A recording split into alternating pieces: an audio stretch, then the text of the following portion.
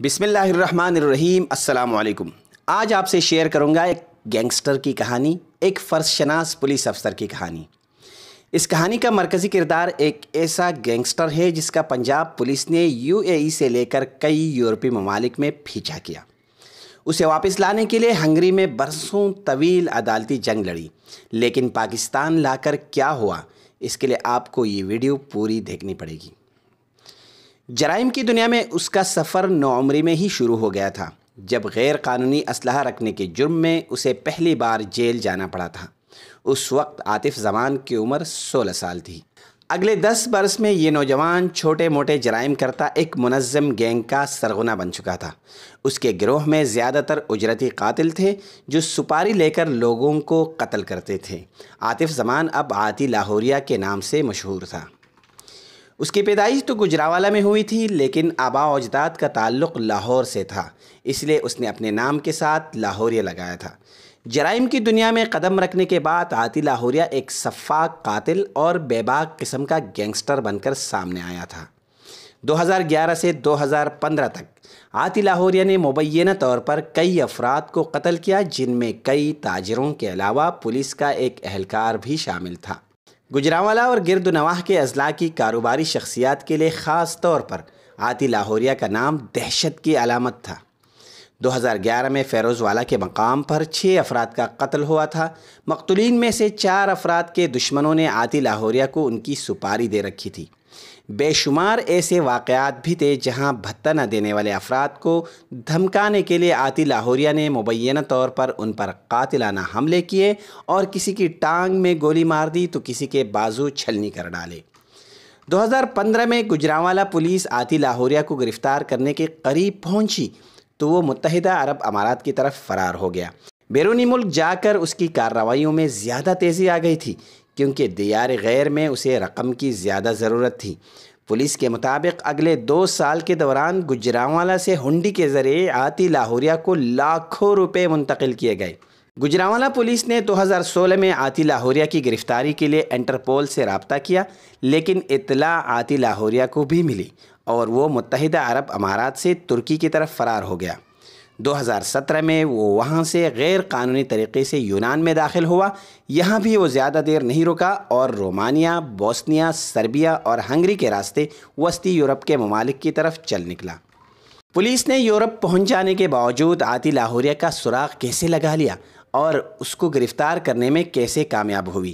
Gujranwala police کے special operations cell کے incharge خالد واریہ کے مطابق پولیس پاکستان میں عاطی لاہوریہ کے ساتھیوں سے ہونے والے رابطوں کے ذریعے اس کی نقل و حرکت پر نظر رکھے ہوئے تھی۔ پولیس کو انٹرپول کا تعاون بھی حاصل تھا۔ اس کی کالز کو ٹیپ کیا جا رہا تھا اور سوشل میڈیا کے استعمال پر بھی پولیس اس کی لوکیشن جان لیتی تھی۔ چونکہ وہ غیر قانونی طریقے سے ان ممالک میں سفر کر رہا تھا، اس لیے وہ زیادہ تر سرحدی علاقوں کے قریب رہتا تھا۔ خالد واریہ اور ان کے ساتھی عاطی لاہوریہ کے تعاقب میں تھے۔ پولیس کے مطابق ملزم کو اس کی پیشگی اطلاع مل جاتی تھی۔ کئی ممالک میں انٹرپول کی مدد سے اس کی گرفتاری کے لیے کیے جانے والے ریڈ سے پہلے ہی وہ وہاں سے فرار ہو جاتا۔ ہنگری فرار ہونے کے لیے عاطی لاہوریہ نے ایسے راستے کا انتخاب کیا جہاں اس کے خیال میں گجرانوالہ پولیس کے لیے تعاقب میں آنا ممکن نہیں تھا۔ وہ جب سربیا میں پہنچا، سربیا اور ہنگری کا یہ سرحدی گاؤں دنیا بھر کے غیر قانونی تارکین وطن کا گھر تھا۔ وہ یہاں سے ہنگری یعنی یورپی یونین میں داخل ہونے کی کوشش کرتے تھے، تاہم ان کے راستے میں ایک طویل اور پرخطر جنگل آتا تھا۔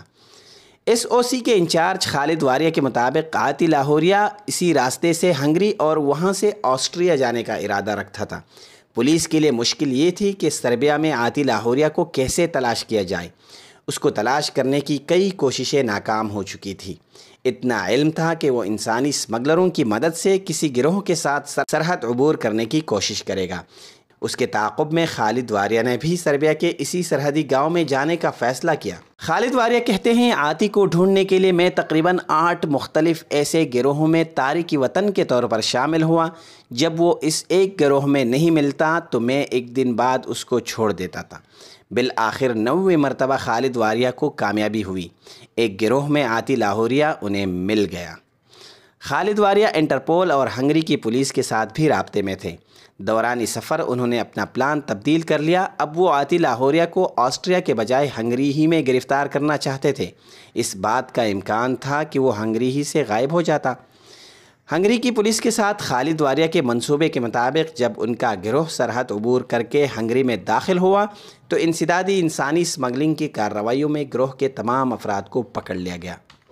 عاطی لاہوریہ کو ہنگری میں تو گرفتار کر لیا گیا، لیکن یہاں سے اسے پاکستان لانا اب آسان نہ تھا، کیونکہ پاکستان اور ہنگری کے درمیان ملزمان کے تبادلے کا معاہدہ موجود نہیں تھا۔ صرف یہی نہیں، دوسرا مسئلہ یہ تھا کہ عاطی لاہوریہ نے ہنگری پولیس کے سامنے موقف اختیار کیا کہ اس کا جرائم سے تعلق نہیں تھا، اور یہ کہ اگر وہ پاکستان واپس گئے تو پولیس اسے قتل کر دے گی۔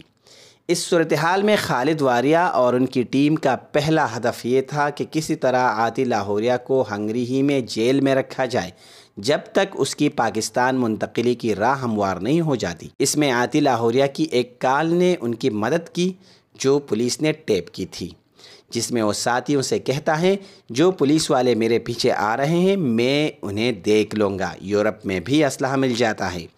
خالد واریہ کے مطابق اس ٹیپ نے ہنگری کی پولیس اور عدالت کو قائل کرنے میں مدد تھی کہ ملزم انتہائی خطرناک تھا اور ان کے ملک میں بھی انتشار پھیلا سکتا تھا۔ عاطی لاہوریہ جیل چلا گیا، تاہم اس نے یورپی یونین کی انسانی حقوق کی عدالت سے رجوع کر لیا اور بات ہنگری کی عدالت عظمیٰ تک بھی پہنچ گئی۔ اپنے دفاع میں عاطی لاہوریہ نے ایک واقعے کو بنیاد بنایا جس میں اس کا بھائی قتل ہو گیا تھا۔ اس نے عدالت میں موقف اختیار کیا کہ گجرانوالہ پولیس نے میرے بھائی اعظم بٹ کو ایک مقابلے میں ہلاک کر دیا تھا، وہ مجھے بھی پاکستان واپس لے جا کر ہلاک کرنا چاہتے ہیں۔ خالد واریہ کے مطابق پاکستانی سفارت خانے نے عدالت کو یقین دہانی کروائی تھی کہ عاطی لاہوریہ کو سیکیورٹی فراہم کی جائے گی، لیکن اسے مقدمات کا سامنا کرنا ہوگا۔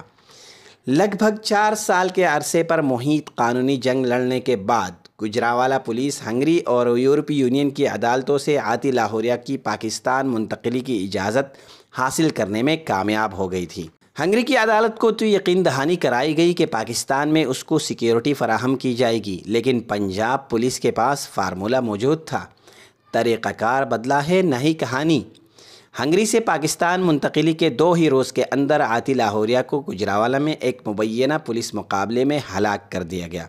پولیس کے مطابق عاطی لاہوریہ کو اسلحہ برآمدگی کے لیے لے جایا جا رہا تھا کہ اس کے ساتھیوں نے اسے چھڑوانے کے لیے پولیس پر حملہ کر دیا۔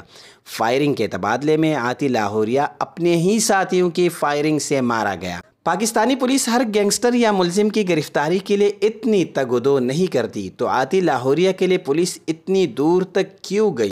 گجرانوالہ پولیس کے SOC کے انچارج خالد واریہ کے مطابق عاطی لاہوریہ نہ صرف بدتخوری، قتل، اقدام قتل، اغوا اور دہشت گردی جیسے مقدمات میں مطلوب تھا، بلکہ وہ باہر بیٹھ کر بھی پاکستان میں بھدے اور کرائے کے قتل کی کارروائیاں جاری رکھے ہوئے تھا۔